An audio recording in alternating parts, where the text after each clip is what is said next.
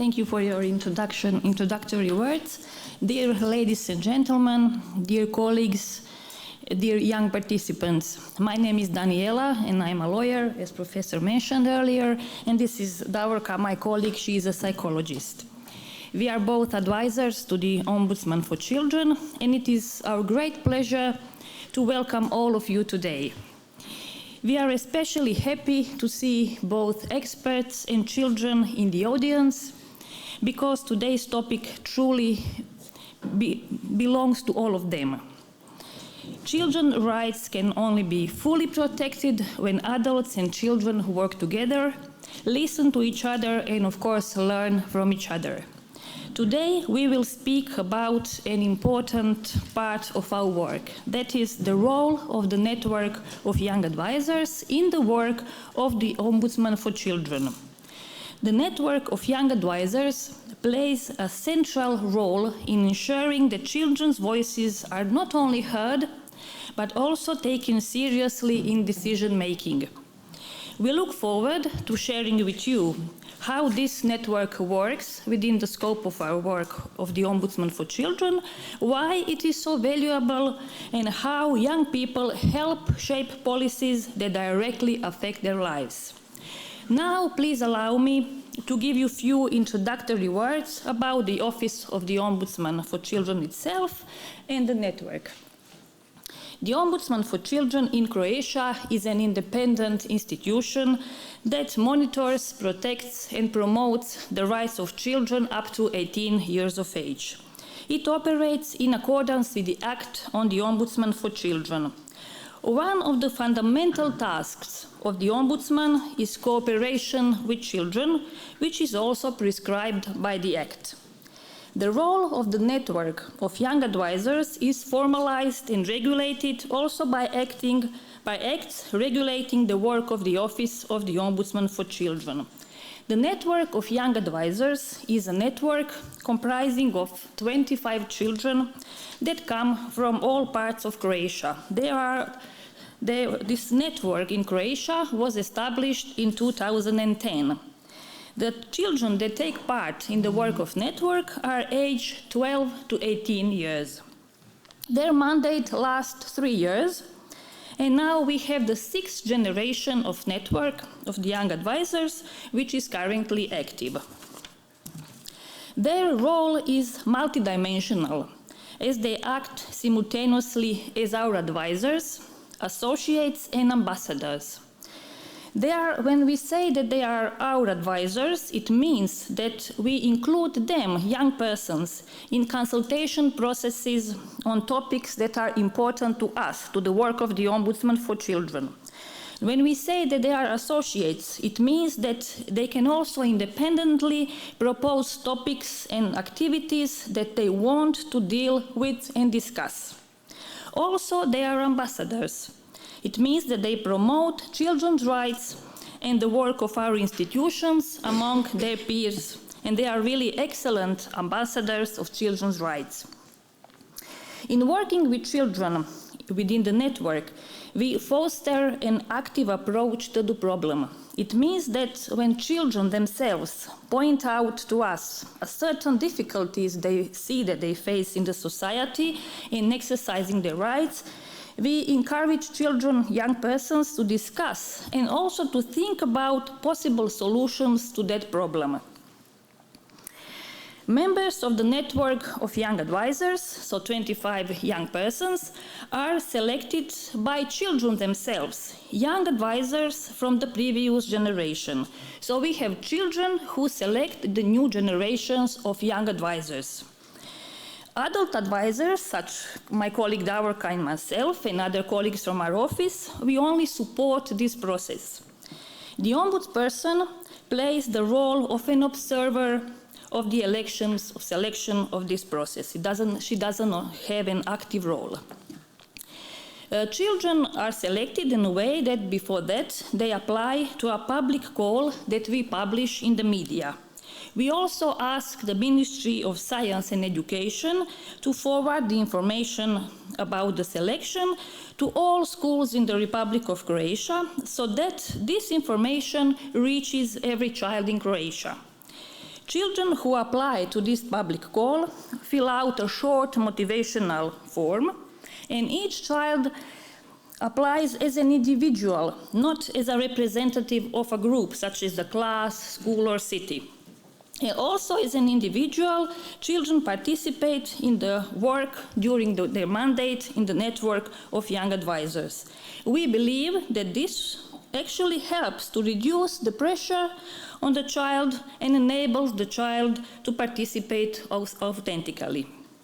It is important to mention that when we work with young advisors in the network, we of course organize many in-person activities in Croatia, but we also work with young advisors online using different platforms, and on a daily basis we contact with young advisors via WhatsApp group. Yeah, we have a WhatsApp group. Yeah.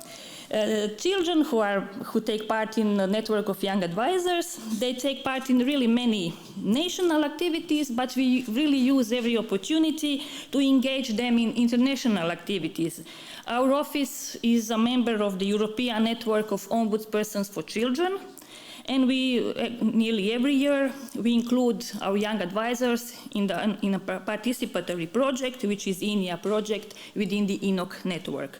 They also take part in many activities within the EU platform on participation of children. So you can see that they are really active and have a lot of work.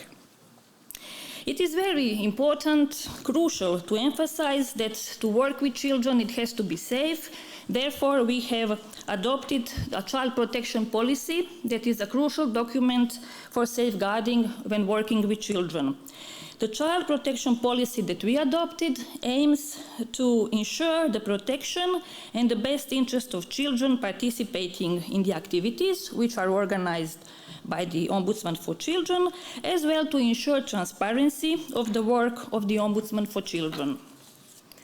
The child protection policy complies with the widely accepted standard according to which all organizations, professionals, and other individuals that work with or come into contact with children should keep children safe and have child protection policy in place. Now my colleague Davorka will continue here. In our work with children and encouraging children's participation, the basic starting point is the EU Convention on the Rights of the Child, Article 12 on the Convention, which states that every child has the right to express his or her views in decision-making situations affecting the child, and that adults must seriously consider and take these views into account in accordance with the child's age and maturity. Another important starting point for our work is the General Comment number 12 of the Committee on the Rights of the Child, on the right of the child to be heard.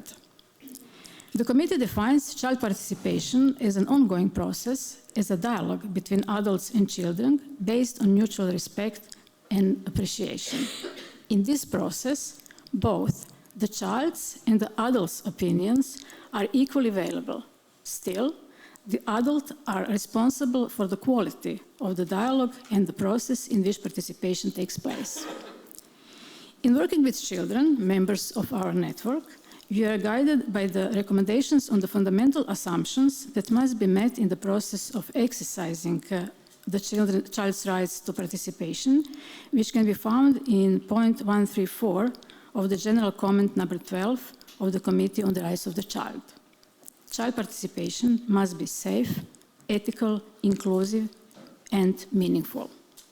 Participation needs to be transparent and informative for children, voluntary, respectful, relevant, child-friendly, inclusive, supported by training, both adults and children, safe and sensitive to risk, and accountable. Work with young advisors is also based on Lara Londi's model of child participation. It is connected with Article 12. This model emphasizes the importance of supporting and encouraging children to express their opinion, their voice. It is also important that children can express their opinions in a space that is safe and inclusive for the child. It is important that the child's opinion is presented to an adult audience that can influence decision-making, and it's also important that the child's opinions result in an influence on the decision that is made. It is precisely the influence on decision-making has a key role in the process of children's participation. Feedback to the children about what we did with their suggestions and the opinions they expressed. As we know, adults are not obligated to make decisions always in accordance with the expressed proposal of children, but they have an obligation to take it into account and consider it and make a decision that is in the best interest of the child. It should be also emphasized that even in situations where it will not be possible to make a decision in accordance with the children's proposal, it is important to give them feedback on the obstacles we have faced in trying to take their suggestions into account. In our experience, this type of communications shows respect for children and supports their participation in the future. In terms of the influence of Young Advisors Network on adult decisions and our work of our institution, we can highlight several examples. First, in the process of adopting the new criminal code, children believed that the age of sexual consent, which was 14 at the time, was too low. They proposed raising the age limit to 16 years. In order to be sure of their position, they proposed to us conducting a survey among their peers, high school students. We conducted the survey among 2,500 high school students in Zagreb, Rijeka, Osijek, and Split. The majority of children, more than 94%, believed that the age of 14 was too low. Most children believed that it should be 16 years old. We strongly advocate the child's proposal. In the end, the age limit was raised to the 15 years in the new criminal code. Second example.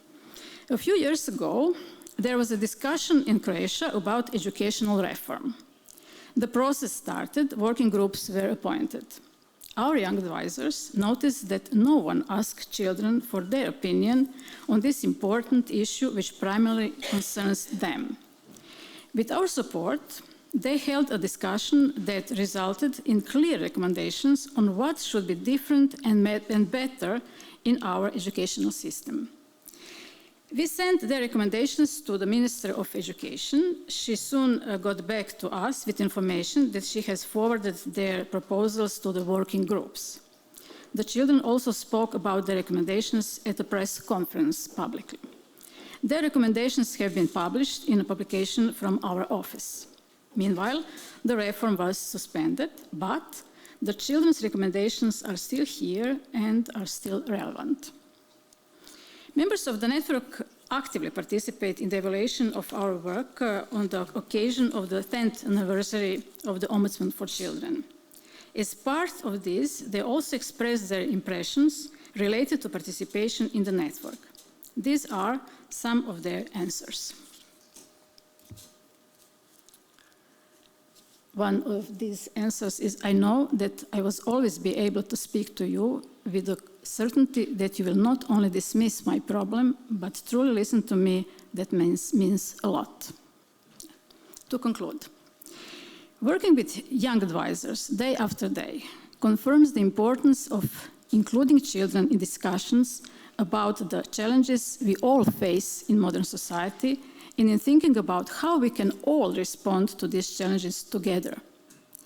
We firmly believe that in modern society there is no alternative to dialogue with children. It is precisely this dialogue that can be crucial in answering the questions of how we, as adults, can respond to the needs of children and ensure their lives in a safe and stimulating environment. Thank you for your attention.